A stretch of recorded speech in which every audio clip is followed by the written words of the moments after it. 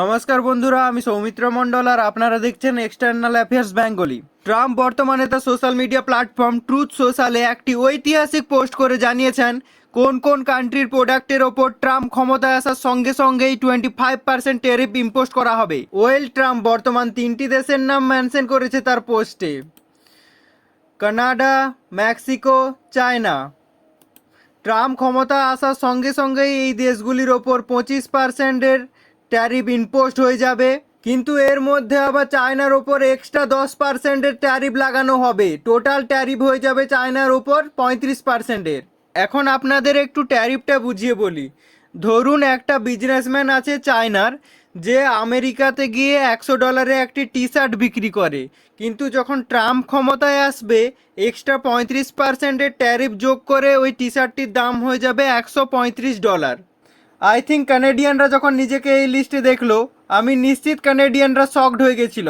কারণটা আপনারা অনেকেই জানবেন, ইউএসএ এবং কানাডার সম্পর্ককে অনেকেই কাকা ভাইপোর সম্পর্ক বলেও ব্যঙ্গ করে থাকে। কারণ অতীতে ইউএসএ যে পথ বেছে নিয়েছে, কানাডা তাকে অলওয়েজ সাহায্য করেছে। কিন্তু চায়না না হলে ইউএস ইকোনমির জন্য একটা বড় থ্রেট, কিন্তু কানাডার সঙ্গে ইউএসএর সম্পর্ক খারাপ হয়ে গেল নাকি? আগে এই লিস্টটা দেখো, এটা হলো ইউএস এর সঙ্গে অন্যান্য দেশের ট্রেড ডেফিসিটের লিস্ট। আসলে ট্রাম্প যে সমস্ত দেশের সঙ্গে ইউএস এর বড় বড় ট্রেড ডেফিসিট রয়েছে তাদের উপর ট্যারিফ লাগিয়ে তাদের সঙ্গে ট্রেড ডিপেন্ডেন্স কমাতে চায়। এখানকার সমস্ত ভ্যালুই বিলিয়ন ডলারে দেওয়া রয়েছে। আসলে আমেরিকা পুরো ওয়ার্ল্ডের সঙ্গে ট্রেডে প্রত্যেক বছরই $1.1 ট্রিলিয়ন পর্যন্ত লস করছে।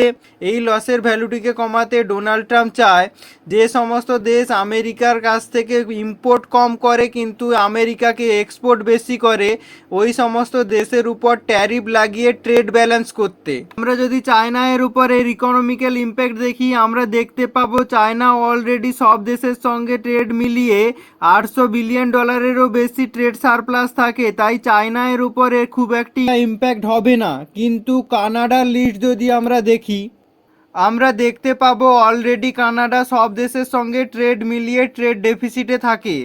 আবার কানাডা 70%-এরও বেশি ট্রেড একা ইউএসের সঙ্গে হয়, তাই কানাডার মার্কেটে আমরা শীঘ্রই একটা বড় ফল দেখতে চলেছি।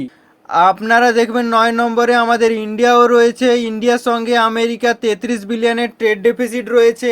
তাহলে ট্রাম্প ইন্ডিয়ার উপরও ট্যারিফ লাগাবে নাকি? কিন্তু এর সম্ভাবনা খুবই কম, কারণ সমস্ত দেশের উপর যদি আমেরিকা ট্যারিফ লাগাতে থাকে তাহলে আমেরিকাতে জিনিসের দাম খুবই বেড়ে যাবে এবং তাদের গ্রাহকদেরই প্রবলেম হবে। ভিডিওটির এক্সপ্লেন যদি আপনাদের ভালো লাগে তাহলে একটি লাইক করবেন এবং চ্যানেলটিকে সাবস্ক্রাইব করে আমাদের সঙ্গে জুড়ে থাকবেন। ধন্যবাদ। জয় হিন্দ।